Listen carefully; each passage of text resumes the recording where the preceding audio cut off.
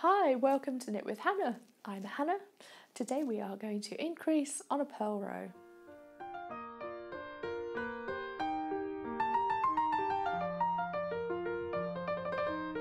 Hi, welcome to Knit with Hannah. I'm Hannah. I'm here with Knitting Natter to help you learn to knit the easy way. Welcome if you're new here, welcome back. If you're not new here, we are talking about increasing today. This is another knitting jargon video. I've got lots of those. If you want to subscribe and hit the notifications bell, I'm giving you knitting jargon videos all the time, in and out with all my other videos. When I talk about yarn, I talk about selling your knitting, I talk about even yoga for knitters. Today we are increasing on a purl row, and in knitting jargon that may well be M1P, make one purl. So let's do that. Let's increase on a purl row. In my knitting jargon playlist we have making one on a knit row, so this is just filling it up, and that just means that you will know how to increase in two different ways. If you'd like to know more ways that you can increase, wait to come back at the end of the video and I'll talk about how you can do it differently and where I've already demonstrated that as well.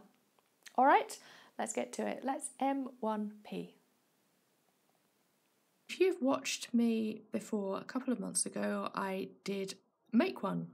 And make one is basically all about just picking up a piece of thread in between two stitches and creating a stitch from it. We're going to do exactly the same thing, but from the purl side this time. Before we did it from the knit side, we're now going to do it from the purl side. So let's pick up this little piece of thread.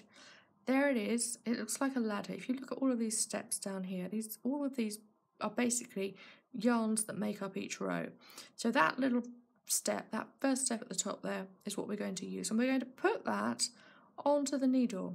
We're just going to let that needle from the left hand side pick it up by moving in from the back. The yarn is still at the front, and now we're going to have to pick up this thread here. Now sometimes you can just put your needle straight into it and it's fine. Sometimes you may just have to pick it up and just help it a little bit, but that needle has to go through there. We're now going to move the yarn around as if it is a stitch, because it looks like a stitch, it's a piece of thread, and we're going to just move that over to the right hand needle. It's a new stitch. We've just created a stitch. Let me purl a few stitches and look back at that. Look at that. You don't even notice that it's there. It is just another stitch on the needle. So let me show you that again, and I'll just show you exactly what it is that we're doing a little bit more. So we pick up that little step on the ladder there and we put it in from the back. What we're doing is twisting this as we knit it into that front piece. You can see that little piece of thread is being twisted, and there you can see it's twisted. It's crossing over at the front there. So that means that we haven't got this big hole like you might do if you were creating a hole purposefully in lace. Sometimes, without realizing it, when you have to make one in your row, you have to increase in a row, you make a hole without realizing it, and you really don't want that to happen. So it's going to look nice and neat. That new stitch is going to sit there in between those two stitches that we just picked it up from, and you're not going to notice it's there. But does it look like a stitch that isn't supposed to be there? No, it doesn't. And does it look like a stitch that's not supposed to be there? Not really. Right, that was quite simple, wasn't it? It's just a couple of little things that you have to remember and you're done. So you can make one purl now, and if you find the other video about making on a knit row, you can do it two ways.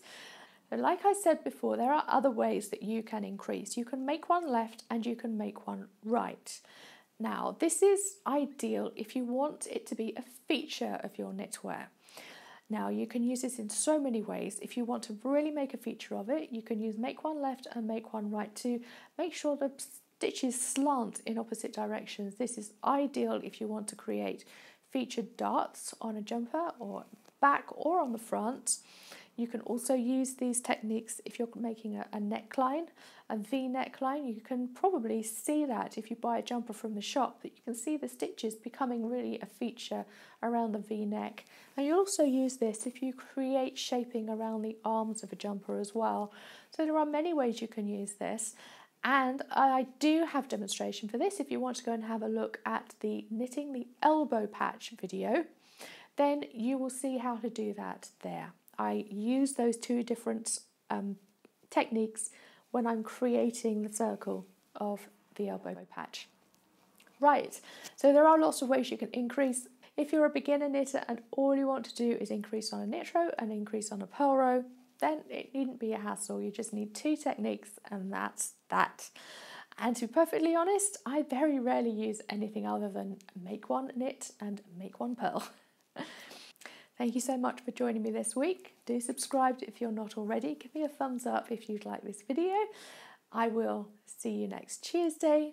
Bye for now. Happy knitting.